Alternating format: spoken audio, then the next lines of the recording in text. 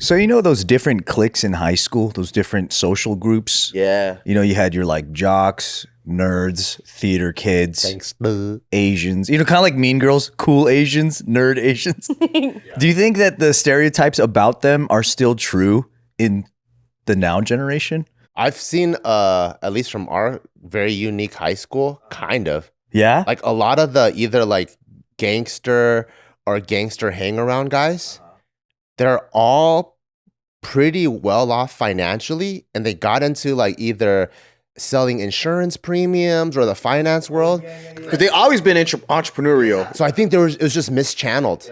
You know, it's just like refugee home, divorced parents, whatever. Or they had problems with authority. Yeah, and then now they all like they fucking live in like Diamond Bar and stuff. They're their own boss. Yeah, I see it. Okay. I didn't see it at the time at the same age, but now that I'm employing a lot of teenagers, it's their first jobs and stuff. I'm starting to see a different perspective. One is athlete like kids or kids that's been a part of organized sports. They still play it as a hobby, or you know they're a part of the college program. Yeah. Their ability to work in a team, to compete, to have physical endurance, so much more different from people that didn't. Okay. Yeah. They need physical endurance for Junbi? Yes, because no. What are they doing back there? Okay, this you think it's funny, but people can't stand for 5 hours. Oh, okay. Yeah. Because we're forgetting how young people gripe. No, like seriously, Yeah. so they've never worked. An 8-hour shift is a lot of That is a time lot. for them. Yeah. 8 hours is normal. That's a normal job for us, right? Right. So they'll do like, let's say if you do, our typical shifts are 3 to 4 hours. If they do a back-to-back 2 shifts, and then they'll take over 2 shifts, right? One shift is 4 hours? Yeah, it's part-time work. Oh, okay. So like, let's say you do four shifts, you take a break, you come back, and then they go, dude, I did a full 8 hours today. And we're like, you know, your parents do that. And they're like, what? They work that much? Shut up. Yeah. What, dude? And then, I can't talk to teens, man. seriously.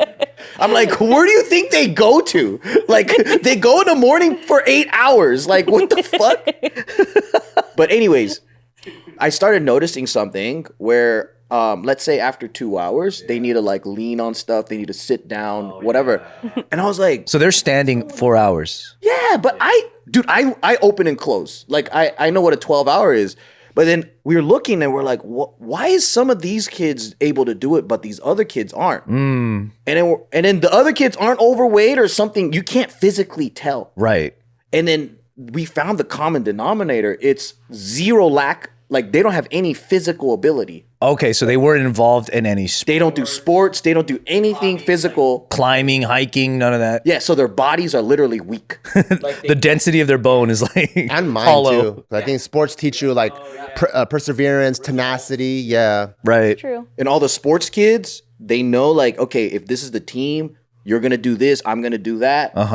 And this goes for guys and girls that are sports kids. Both guys and girls. Yeah. And then they like competition. So we're like, hey, we're going to have a sales competition, right?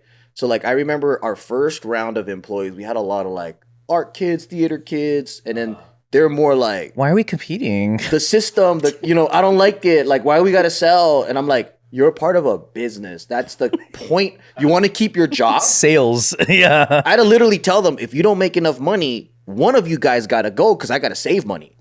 So it's like, that's not how it works. That's toxic, boss. Classic threat.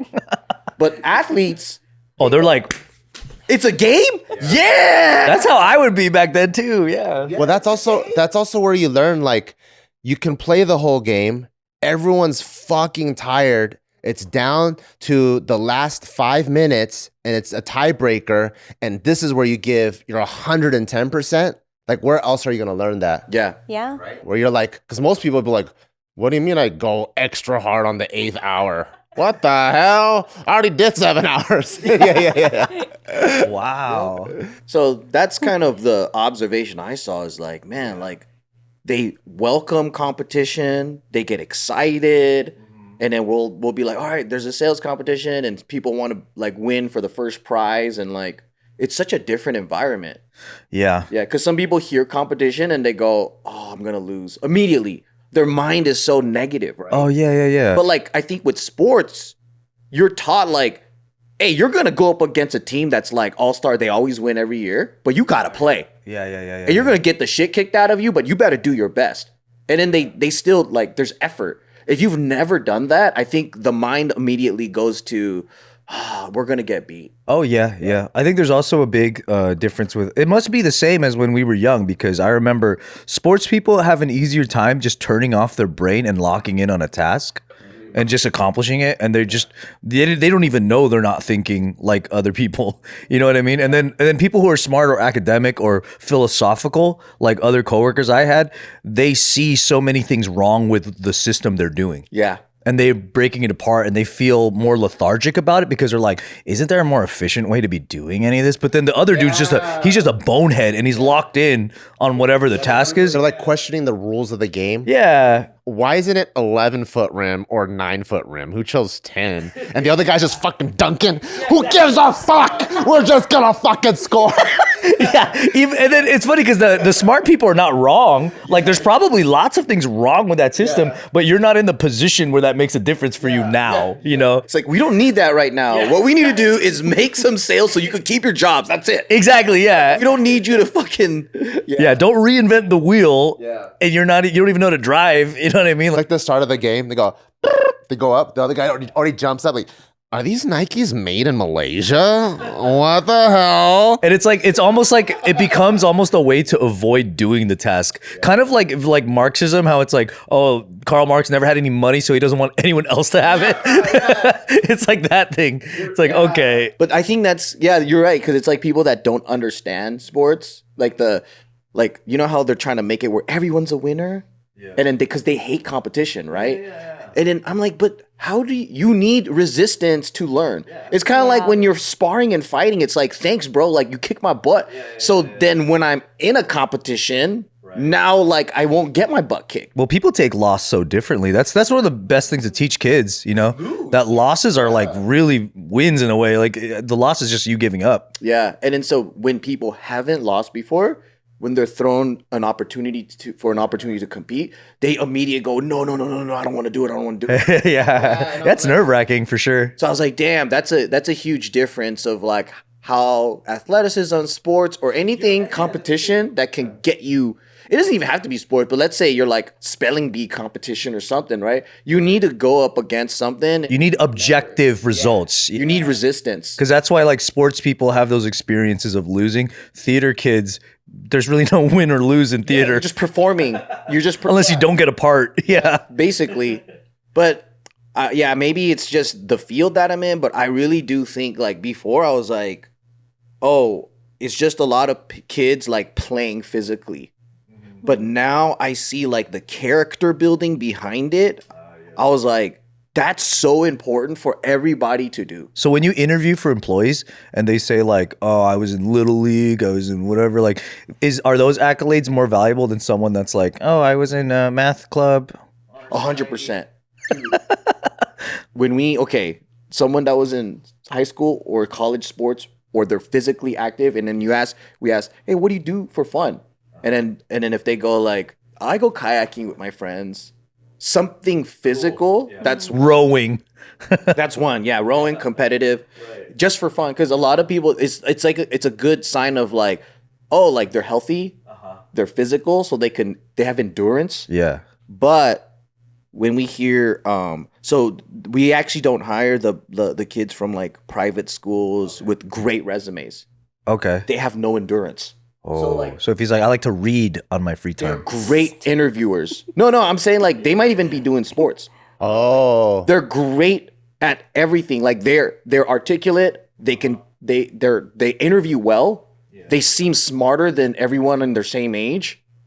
But this snobbery doesn't work in a group setting. The culture. No, like I just think that they belong in corporate or something else. Yeah. But then you're like 18. You don't know shit. Don't come in here with that attitude like you know everything. Right. But that's how they're taught to interview. Well, it's hard to be a team member too if no one likes you. Exactly. So that's the thing is you're trying to curate a good cohesive team where everyone's like kind of like-minded and then they can work together well. Right. Because morale is like the most important thing and something like that, right? And in private school kids, they haven't faced adversity like the way these working class kids have. I could see that. I didn't face adversity in private school. Yeah. They can't clean gutters. They feel like that's not for them. They're Summerlin soft. Summerlin soft. They don't know how to do physical labor. That's the biggest one. Oh yeah, physical labor. But we're all these like middle class or lower class kids, like their parents are doing the same jobs. Or they're helping their parents at their job. Yeah. So these girls, they'll present like all pretty and like clean, but they'll get down and they'll fucking clean everything. Sweet. But the private school kids are like, ew, Sweet. I didn't sign up for this. Yeah. What if you were interviewing someone and you're like, what do you like to do in your free time? And they're just like, I just love making matcha on my free time. They'll try to do that to fucking impress and bullshit. You know, everyone lies at an interview. I'm a big matcha lover. And I'm like, bullshit. That must be so entertaining for you though. Because they must think that you're just some old guy like doesn't know anything. Bro. You know what's funny? So like one of my biggest goals is to make sure it doesn't end up like Summerlin soft. So I always make them like always do chores around the house and do stuff. And then one of the first times I'm like, fuck, man, this guy's so fucking soft. So we have a little like dog run on the side of the house, and we're picking up dog shit, right? We have to clean it up like once every 2 weeks or whatever. As he was picking it up, he's going, It is pretty gross. and I was like, hey, you better fucking contain yourself. I don't want to see that. He goes, but it smells so bad. I was like, It's dog shit, Bart. I don't care. I don't care. It smells bad. I was like, keep it on the inside. I'll keep it on the inside. He's like, okay, Papa. That's actually so funny because my 3-year-old, whenever we go outside, he's always like, let's clean up the poop. I'm like, I don't want to do it right now. God damn it. He enjoys it. He literally gets so stoked on it. He loves cleaning up the poop, and we have a pooper scooper, and then we have like a fun. shortened little like shovel that he can Oh, dude. push the poop on there. And so he runs over to the freaking pooper scooper and he's like, let's clean up the dog poop. I'm like, can you do that with dad? Like, Oh, man. so I'm the soft one. You got big dogs too. Oh, they're big old poops. But you think because he's 3, he doesn't quite get it yet? And then maybe when he's 8, he'll be like, I don't know, because if you do it for 5 years of your That's life, true, he's like just by then desensitized. it's gonna. Because right now, because he's small, right? So like he's short. He's so close to the poop. And so, and like, he doesn't know how to handle it from like over here. He's freaking in there where I'm like, can you give some distance? And so for the fresh ones, there'll be flies everywhere. And he'll be like, Mama, that's a fresh one. I'm like, yeah, we have to wait for that one. Let's not do that one. So we have to wait for it to dry. that's It's cute. He's obsessed. See, that's good. When I was around Tyka's age, though, God damn dog it. shit would make me ruin my appetite. Yeah, me too, dude. I couldn't even look at Just have images of shit in my head trying to eat my cereal.